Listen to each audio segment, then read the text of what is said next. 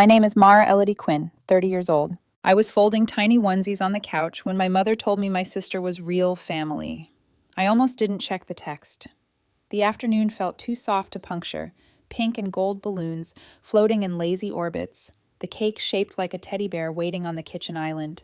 My feet propped on a pillow because somewhere between week 32 and 34, my ankles forgot how to be ankles.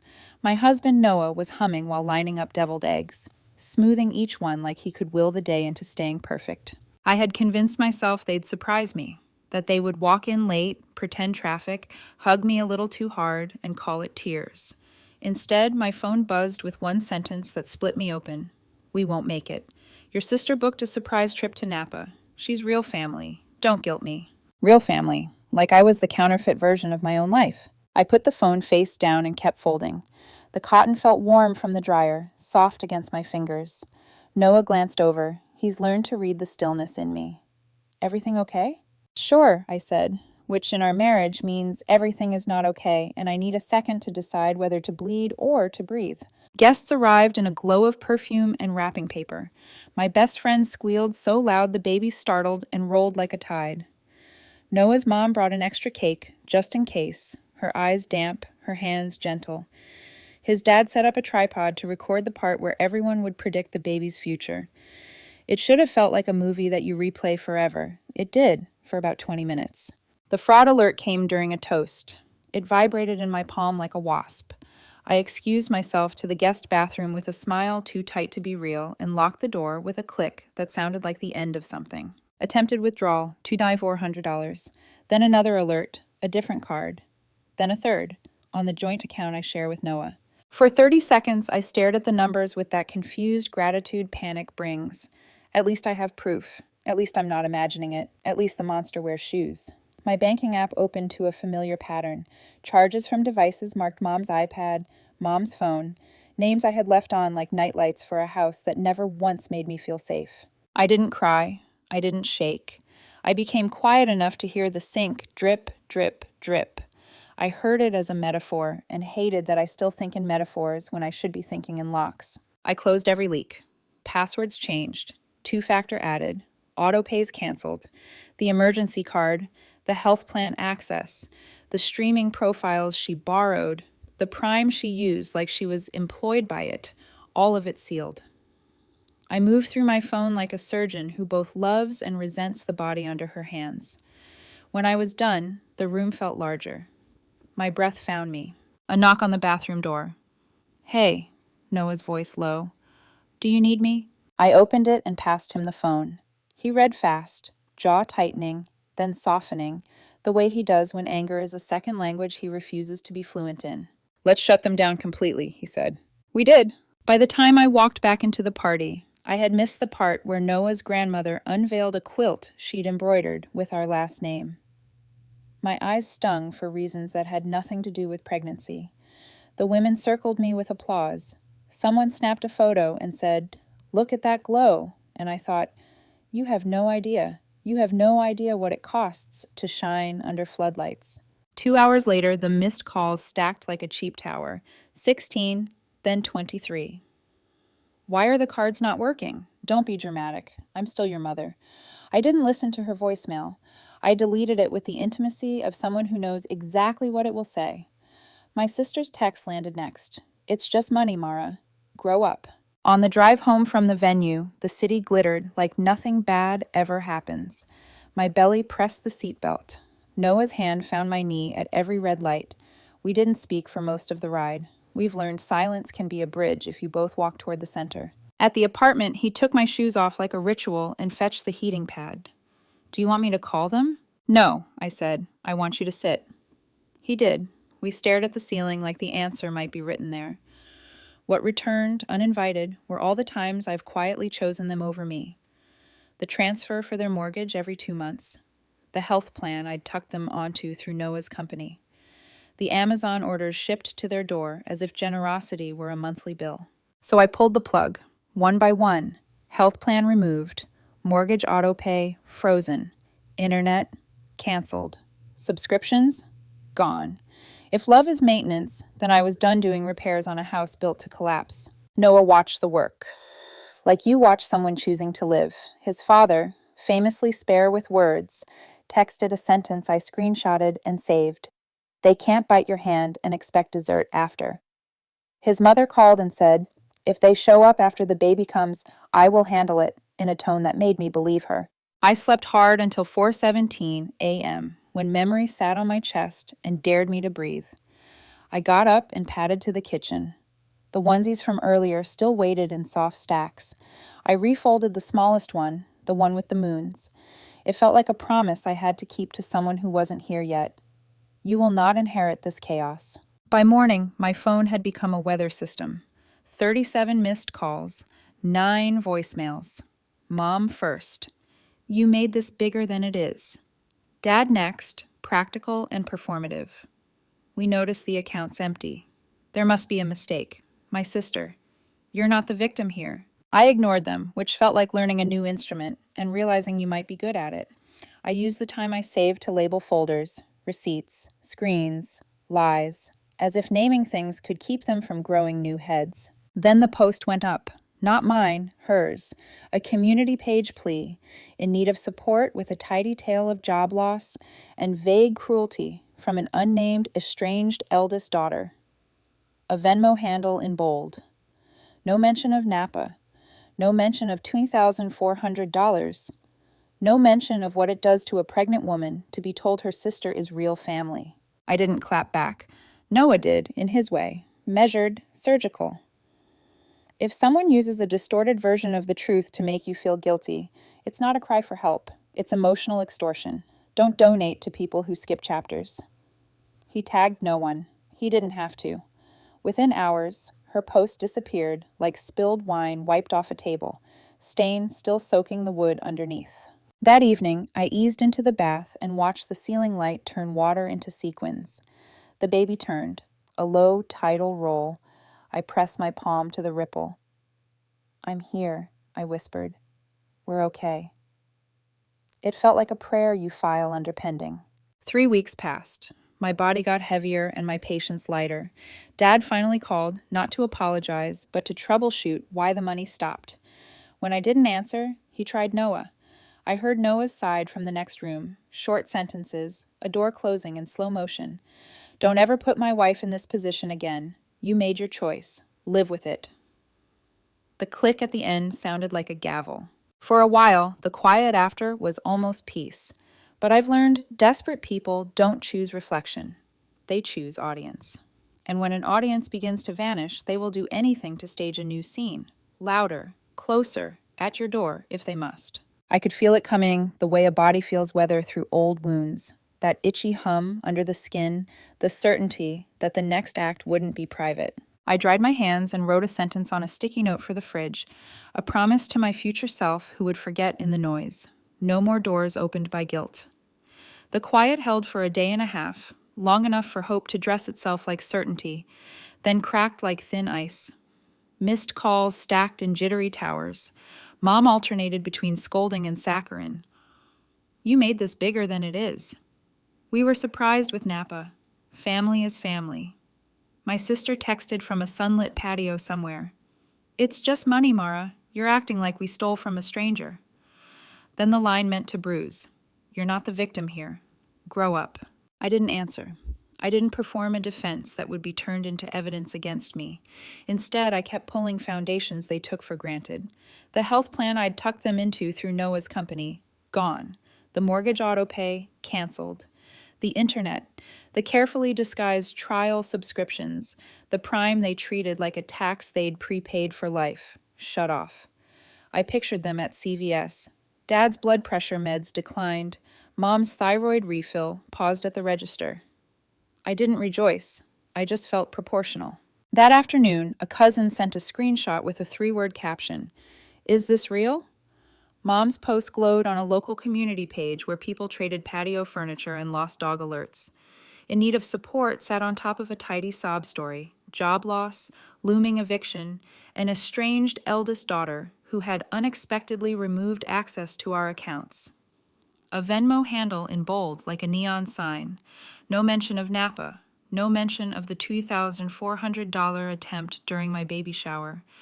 No mention of the year I'd been carrying their life like a second pregnancy.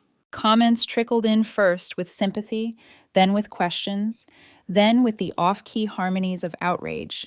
I closed the app because public mercy for private manipulation is a hall of mirrors. 10 minutes later, Noah set his laptop on the dining table and typed steadily, the way he speaks, precise, spare. He didn't name them. He didn't name me. If someone uses a distorted version of the truth to make you feel guilty, it's not a cry for help. It's emotional extortion. Don't donate to people who skip chapters. He hit post and went back to slicing fruit, hands steady. 2 hours later, Mom's plea vanished, leaving a sticky ring of implication behind. By dinner, my phone vibrated with a new message. An old classmate I hadn't spoken to in 8 years. Hey, saw your mom's GoFundMe. Everything okay? I swallowed the word that burned and opened the link. It was worse. Staged photos of their living room with the light dimmed to tragic. Mom's caption, abandoned by family, supporting our younger daughter through trauma. Any amount helps. A shot of my sister with her face turned, hand to her eye in a pose that knew the camera too well. $180, raised in the first day. 2 names I recognized from Dad's old office. Noah's mother called that evening. Come over tomorrow, she said, voice low and unarguable. A quiet dinner, just family. She didn't say which family. She didn't need to. We arrived to find her table set like a sigh. Linen napkins, mismatched plates that made a better whole, the baby's bassinet tucked against the wall, even though she wasn't here yet. 2 uncles, an aunt, a couple of cousins, people who had sent casseroles long before they sent opinions. Then, 10 minutes late, my parents swept in with a bottle of wine so cheap it apologized for itself. My sister trailed behind, lip gloss brave. My mother beamed like a host. Everything looks lovely, she said, patting Noah's mom's arm as if they were sharing a private joke, as if a digital begging bowl hadn't clattered across the internet that morning. We ate. The food was warm and generous and didn't deserve what was about to happen around it. My father spoke about sports in the tone men use when they are building a safe room out of small talk. My sister scrolled under the tablecloth, the screen's reflection, a ghost light on her face. Noah's father, who treats words like antiques, valuable, seldom used, cleared his throat to suggest coffee. Noah's mother stood instead, glass in hand. I just want to say how grateful we are for everyone's support, she began, eyes steady, voice kind enough to hold a blade. And I want to clear the air, since there's been confusion. The room stilled to a breath. A fork made a small metronome against a plate and stopped. She turned to my mother. Why did you try to withdraw $2,400 from Mara's account during her baby shower? If silence were a substance, it would have poured across the table and set. Mom's smile didn't fall. It stiffened. Her hand tightened on the stem of her glass until the tendon in her wrist jumped. That's been cleared up, she said brightly. A misunderstanding. We're past that now. No, Noah said, standing with a calm I have learned to trust. We're not. He wasn't loud. He wasn't cruel. He was a door that had discovered its frame. We moved past you. Dad's chair scraped. This is inappropriate, he snapped. We don't air family business at dinner. You aired it on the internet, Noah's mother said mildly, with a donation link. My sister half laughed. It's just money, and regretted it before the last Y slid off her tongue. The looks around the table taught her what words can cost. Mom tried a different key. Families fight, she said, softening her gaze at me. Emotions run high. Pregnancy is hard. Pregnancy is hard, I said, and felt heat rise in my throat. But theft is theft. Lies are lies. And saying my sister is real family while skipping my shower is a choice, not a mood. Uncle James, who has known my father since they were both boys, set his jaw. You brought this on yourself, he told my parents, voice even. You don't strand your daughter at the register and call it a joke. Dad opened his mouth to explain the math of their desperation. The room didn't want math. It wanted truth. It wanted apology. It got neither. They left 10 minutes later with the bottle of wine unopened. My mother's smile faltered at the door when Noah's mother said, not unkindly, do not show up uninvited again. My sister lingered a beat too long, looking back at me, eyes flicking with something like fear or contempt or both. I didn't decode it. I didn't have to. That night, after the dishes were washed and the leftovers boxed, Noah and I sat in the car with the dome light off.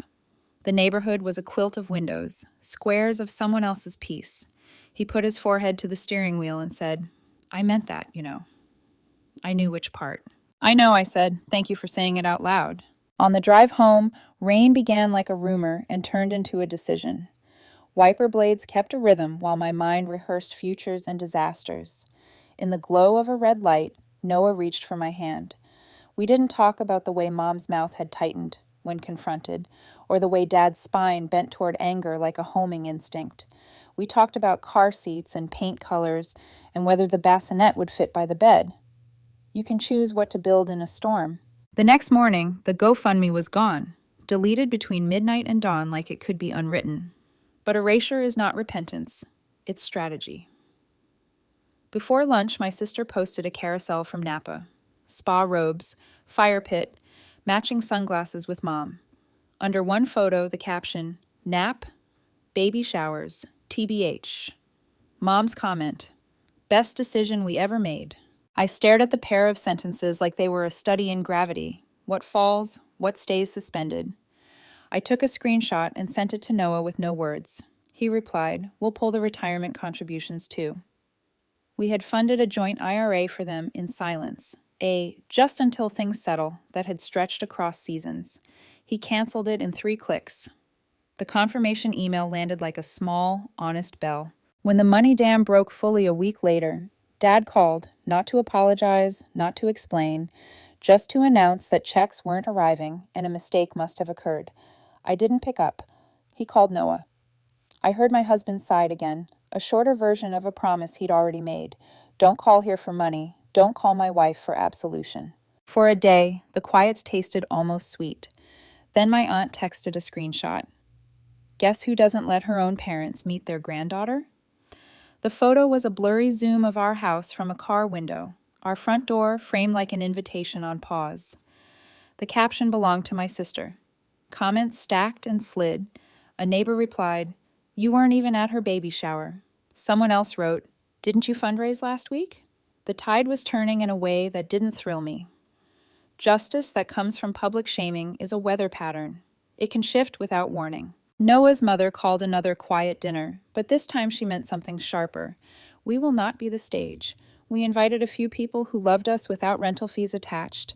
We did not invite my parents. Someone told them anyway. They arrived halfway through, dressed like they could walk into any scene and become the lead. Noah opened the door and didn't step aside. He looked them up and down with the full inventory of a man who has decided what comes under his roof. "Turn around," he said. "You weren't invited."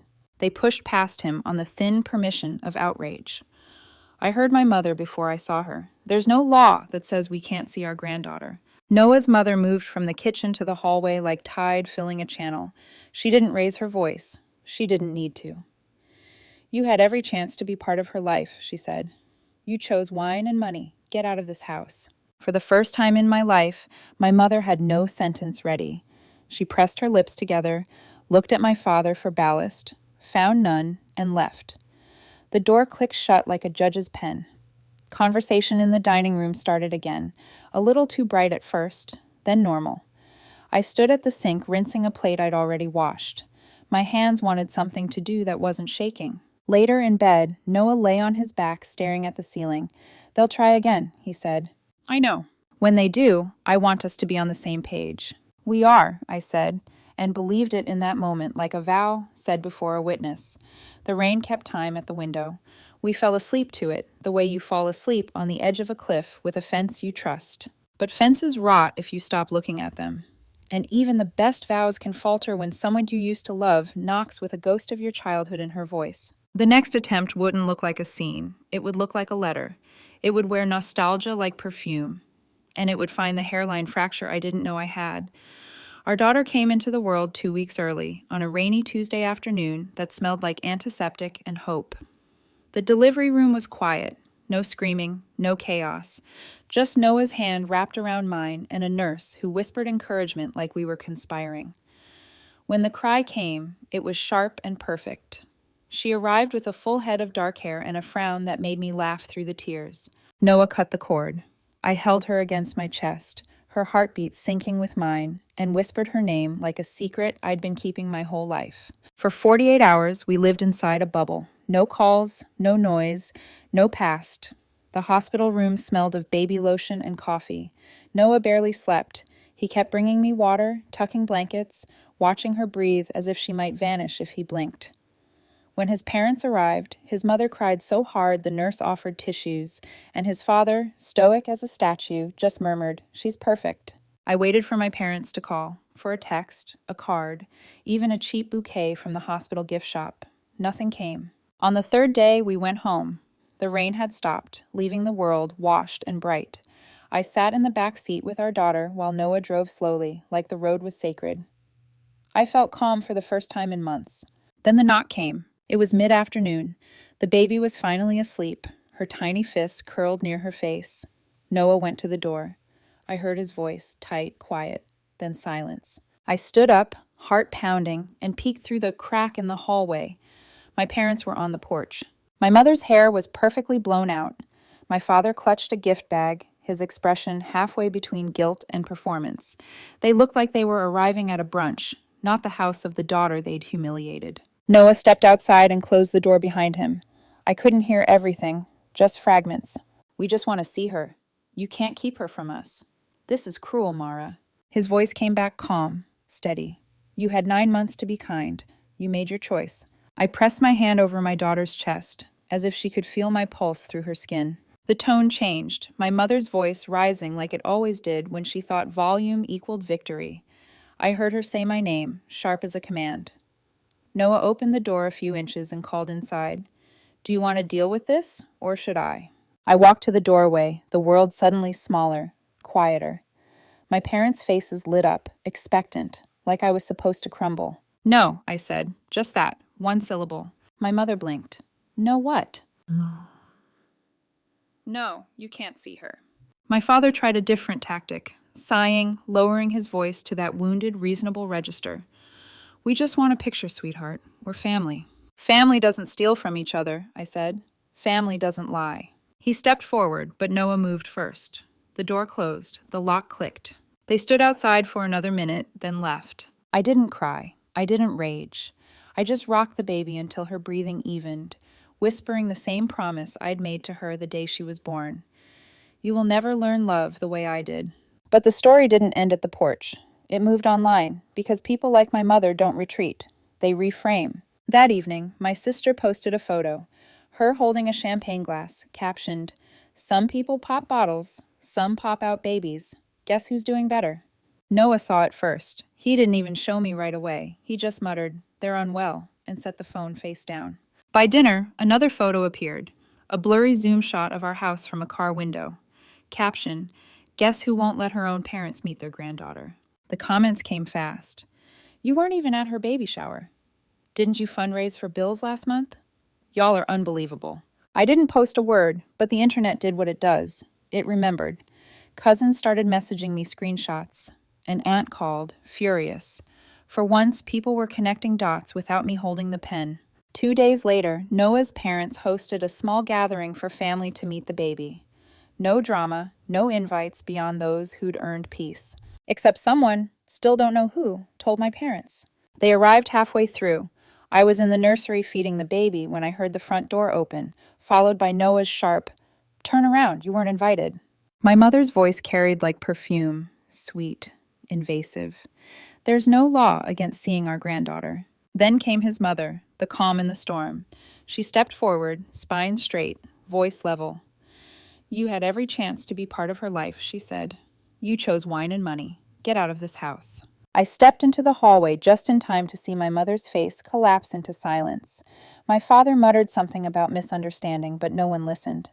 They left without another word, and for the first time, it wasn't my job to fix the mess they made. Afterward, everyone tried to make the mood normal again, passing the baby, telling stories, but I could feel something permanent had shifted, a line drawn so clearly it glowed. That night, Noah and I lay in bed with the baby asleep between us. He stared at the ceiling. "They're going to try again," he said quietly.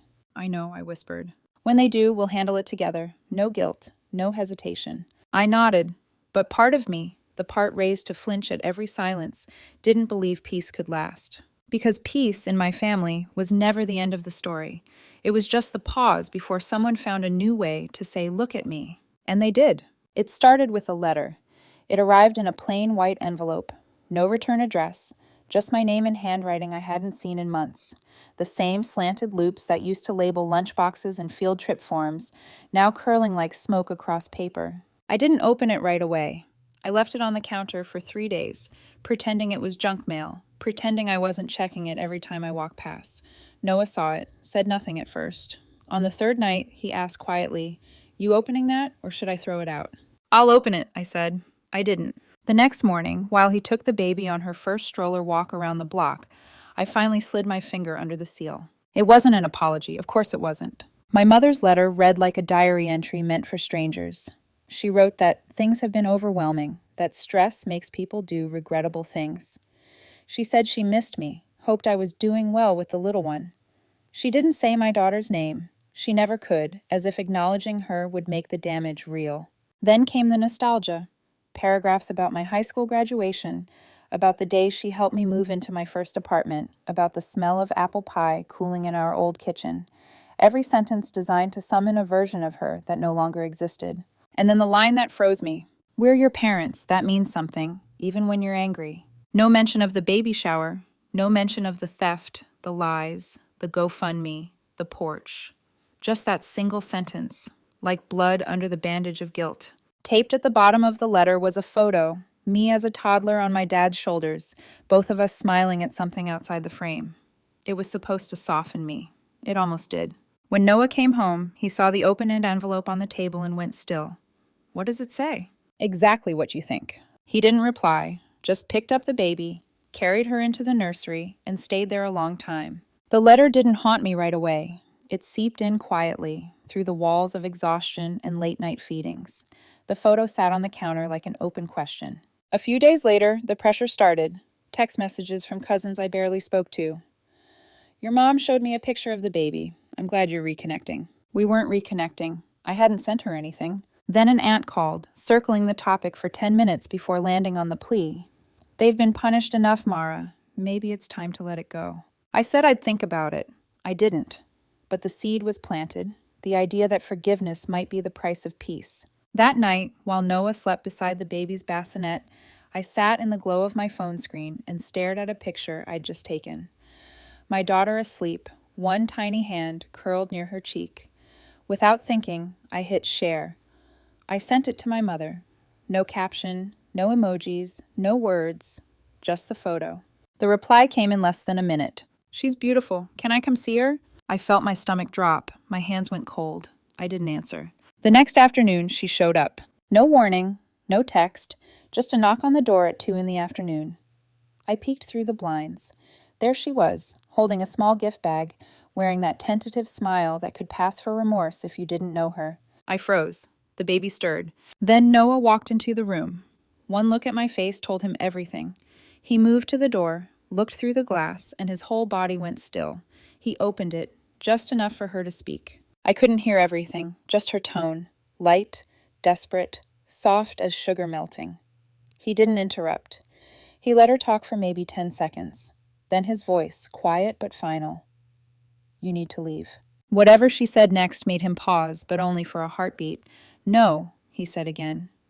"You don't get to show up uninvited and pretend this is love." When the door shut, the house felt heavier than before. That night, after we put the baby down, Noah sat on the edge of the bed and said, "I meant it, Mara. I love you more than anything, but I won't do this. I won't let her manipulate you, and I sure as hell won't let her near our daughter." I nodded. I know. But I also knew I had already crossed a line by sending that photo. Once you cross it, guilt becomes gravity. Days turned into weeks. The letter stayed on the counter, the photo still taped to the bottom like a wound that refused to heal. I tried to convince myself that was the end of it. But guilt is a quiet architect. It builds doors in places you swore were walls. So when I heard myself say, maybe they should meet her, just once, I barely recognized my own voice. It happened 2 nights later. We were folding laundry. The baby had finally fallen asleep. I said it softly, almost like a confession. Noah froze. The tiny onesie he was holding slipped from his hands. He didn't yell. He didn't even look at me. He just walked out of the room. That night, he slept on the couch. The morning after, he fed the baby, took her for a walk, came home, and didn't speak a word. By then, the invitation was already sent. I told my parents to come by, just for a few minutes. The knock came right on time. When I opened the door, my mother smiled that same rehearsed smile, holding another gift bag. Baby clothes, probably. My father hovered behind her, unsure, cautious. They stepped inside, scanning the living room like tourists in a museum they didn't understand.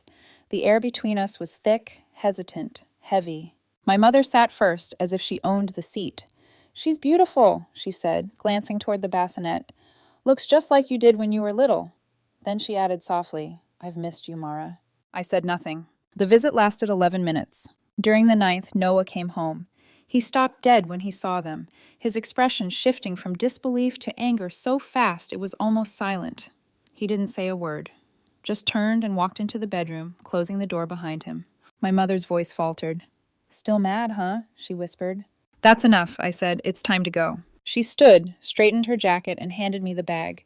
"Next time, maybe we can hold her." I didn't answer. When the door closed, the silence in the house was almost physical. Noah didn't come out of the bedroom until dinner. He sat on the edge of the bed, staring at the wall. When he finally spoke, his voice was steady but hollow. "You lied to me." I tried to explain, said it wasn't a visit, just a moment, just a chance for them to see her with their own eyes, that it didn't mean anything. But to him, it meant everything. The next morning, he packed a small bag. He took our daughter to his parents' house, said he needed space. I didn't stop him. I didn't cry. I just stood in the doorway, watching the taillights fade down the street, feeling the weight of every choice I thought I could control. His mother called that night. She wasn't angry. She just sounded tired. "You have every right to forgive, Mara," she said, "but not at the cost of your own family." When Noah finally came home a week later, something between us had changed. He still loved me. I could feel it, but the trust had cracked. He moved into the guest room. We spoke in short sentences, polite and careful, like two people trying not to wake a sleeping ghost. My parents never called again. They didn't have to. They had what they wanted, a story where they still mattered, even if only for 11 minutes. The days after Noah came home moved like fog. Thick, slow, shapeless. We still lived in the same house, but everything between us felt rearranged. He stayed in the guest room, and at night, I could hear the baby monitor from both rooms. The soft static, her restless sighs, sometimes his quiet hum when he went to soothe her before I could. He didn't lock the door, he didn't raise his voice, but silence can build its own walls. When he finally spoke more than a handful of words, it was a Saturday morning. The baby was on the rug, kicking at a mobile, sunlight cutting across her face. He poured coffee for both of us, set mine down, and said, "You know what I can't get past?" I waited. "You asked me to protect us from them," he said, "and I did. And then you opened the door anyway." He didn't say it like an accusation, more like someone reading a fact he wished wasn't true. I wanted to explain that it wasn't about them, it was about me, about wanting to believe that forgiveness could be a kind of freedom, about the fear that our daughter might one day ask, "Why didn't you even try?" But I couldn't make the words sound anything but hollow. "I'm sorry," I said. "I thought I could manage it." He nodded once, eyes on the baby. "You can't manage poison, Mara. You can only stop drinking it." That night he slept in our bed again. He didn't touch me, but he didn't turn away either. Sometimes love returns in smaller shapes, less like fireworks, more like a pilot light waiting for air. Weeks passed. My parents never reached out again. No calls, no letters, no new tricks. They just disappeared into the quiet they had earned. It should have felt like peace, but at first it felt like the end of a language I'd spoken all my life. Every day I found new silences hiding in old places, the phone that stayed still, the mailbox that stayed empty. But peace, when you stop fearing it, grows roots. Noah and I learned to talk again, carefully at first, like people practicing a lost dialect. We talked about night feedings and pediatric appointments, about music for the baby, about where to go when the world got loud again. He started saying "we" more. I started believing him. One evening, while he was bathing our daughter, I stood in the doorway watching him hold her steady, his voice a low current keeping her calm. It hit me then that all the noise my parents brought, the guilt, the drama, the endless emotional blackmail, had kept me from noticing this kind of quiet before. The kind that didn't demand forgiveness, only presence. A few months later, I heard from my aunt again. She said my parents had moved out of state. They're keeping to themselves, she said carefully, and they said they wish you well. I didn't ask where. I didn't need to. Some things lose their urgency when you finally stop expecting repair. That night, after putting the baby down, I opened the drawer of my nightstand. Inside was the envelope, the letter, the old photo of me on my father's shoulders. I looked at it one last time, not to remember, but to confirm. I wasn't that child anymore, and they weren't the people who lifted her. I tore the photo in half, then I threw both pieces away. Noah found me a minute later, barefoot in the kitchen, pouring a glass of water like it was an act of survival. He didn't ask what I'd done. He just kissed the back of my neck and said, "You look lighter." "I think I am," I said. We didn't talk about forgiveness again. Some things don't need names to exist. Over time, our life began to feel like ours. Weekend walks, small laughs at midnight feedings, the kind of exhaustion that comes from love, not fear. The baby grew stronger, louder, happier. The walls of the house stopped feeling like borders and started feeling like boundaries, soft but steady. And I realized something I should have known all along. Peace isn't something you get handed after the storm. It's something you build, brick by brick, out of every no you were once afraid to say. Months later, on a quiet Sunday morning, I found the courage to write my own note. It wasn't long, just a few lines scrawled on a sticky pad I placed inside the baby's keepsake box. "When you're older, you'll ask about them. You'll wonder why you never saw them. Here's what I'll tell you. I didn't protect you from your grandparents. I protected you from the pattern. And sometimes that's love too." I sealed it and slid the box shut. Outside, the first light of spring spilled through the window, turning everything gold. The house was quiet again, but not the heavy kind. The kind that breathes. The kind that stays. I walked back to the nursery, looked at my daughter sleeping, and whispered the same thing I'd promised her the day she was born. "You will never learn love the way I did." And for the first time, I believed it.